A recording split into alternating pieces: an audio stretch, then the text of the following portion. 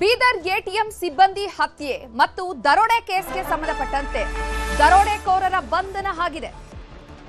ಗಾಯಾಳು ಶಿವ ಗುನ್ನಳ್ಳಿ ಮನೆಯಲ್ಲಿ ಈಗ ನೆಮ್ಮದಿ ಇದೆಯಂತೆ. ಈ ಪ್ರಕರಣಕ್ಕೆ ಸಂಬಂಧಪಟ್ಟಂತೆ ಇಬ್ಬರು ದರೋಡೆಕೋರರ ಬಂಧನ ಆಗಿದೆ ಈಗ. ಆದ್ರೆ ಆ ಪ್ರಕರಣ ನಡೆದಂತಹ ಸಂದರ್ಭದಲ್ಲಿ ಒಬ್ಬನನ್ನ ಹತ್ಯೆ ಮಾಡಲಾಗಿತ್ತು ಸಿಬ್ಬಂದಿಯನ್ನ, ಮತ್ತೊಬ್ಬರು ಗಂಭೀರವಾಗಿ ಗಾಯಗೊಂಡಿದ್ರು. ಅವರ ಮನೆಯಲ್ಲಿ ಈಗ ಶಿವು ಮನೆಯಲ್ಲಿ ಸಂತಸ ಮೂಡಿದೆ. ಪರಸ್ಪರ ಸಿಹಿ ತಿನಿಸಿ ಸಂಭ್ರಮಿಸಿದ್ದಾರೆ ಶಿವ ಕುಟುಂಬಸ್ಥರು. ಬಿಹಾರ ರಾಜ್ಯದಲ್ಲಿ ಇಬ್ಬರನ್ನ ಬಂಧಿಸಿದ್ದಾರೆ. ಇದು ನಮಗೆ ಸಂತಸ ತಂದಿದೆ. 2025 ಜನವರಿ 16ನೇ ತಾರೀಕು ನಡೆದಂತಹ ಘಟನೆ ಅದು. ಆ ಘಟನೆಯಿಂದ ನಮಗೆ ಸಾಕಷ್ಟು ಬೇಸರ ಉಂಟಾಗಿತ್ತು ಅಂತ ಹೇಳಿದ್ದಾರೆ. ದರೋಡೆಕೋರರು ನಮ್ಮ ಜೀವನವನ್ನೇ ಹಾಳು ಮಾಡಿದ್ರು, ನನ್ನ ಸಹೋದ್ಯೋಗಿಯನ್ನ ಕೂಡ ಕೊಂದು ಬಿಟ್ರು ಅಂತ ಶಿವ ಬೇಸರ ವ್ಯಕ್ತಪಡಿಸಿದ್ದಾರೆ.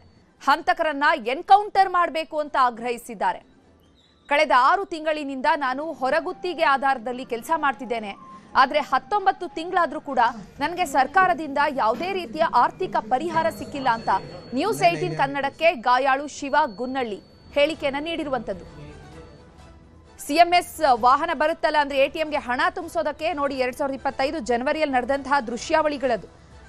ಮೊದಲ ಒಂದು ಭಾಗದಲ್ಲಿ ತೋರಿಸ್ತಾ ಇರುವಂತಹ ದೃಶ್ಯಾವಳಿಗಳು. ಆ ಎಟಿಎಂಗೆ ಹಣ ತುಂಬಲಿಕ್ಕೆ ಬಂದಂತಹ ಸಂದರ್ಭದಲ್ಲಿ ಒಬ್ಬನನ್ನ ಹತ್ಯೆ ಮಾಡಿ ಮತ್ತೊಬ್ಬನಿಗೆ ತೀವ್ರವಾಗಿ ಹಲ್ಲೆ ಮಾಡಿ ಎಸ್ಕೇಪ್ ಆಗಿದ್ರು.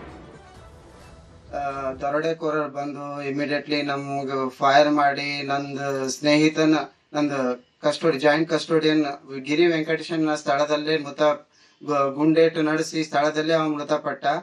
ತದಾದ ನಂತರ ನನಗೂ ಕೂಡ ನನಗಿಲ್ಲಿ ಎದೆ ಭಾಗದಲ್ಲಿ ಇಲ್ಲಿ ಗುಂಡು ಹತ್ತಿತ್ತು.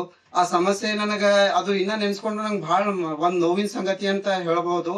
ತದಾದ ನಂತರ ಇಲ್ಲಿ 19 ತಿಂಗಳಾಯ್ತು ಇಲ್ಲಿವರೆಗೂ ನಮ್ ಬೀದರ್ ಪೊಲೀಸರು ಸ್ಪೆಷಲಿ SP ಅವರು ಆ ದರೋಡೆಕೋರರನ್ನ ಹಿಡಿದಿದ್ದಾರೆ.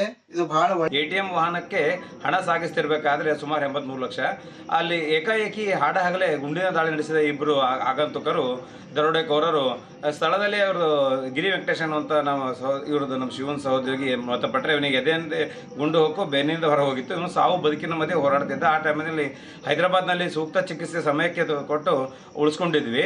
ಆ ಒಂದು ದರೋಡೆಕೋರರು ಬಂಧಿಸುವಲ್ಲಿ ಯಶಸ್ವಿ ಆಗಿದ್ದಾರೆ. ಇದೊಂದು ಬಹಳ ಸಂತಸ ಸಂಗತಿ. ಯಾಕಂತಂದ್ರೆ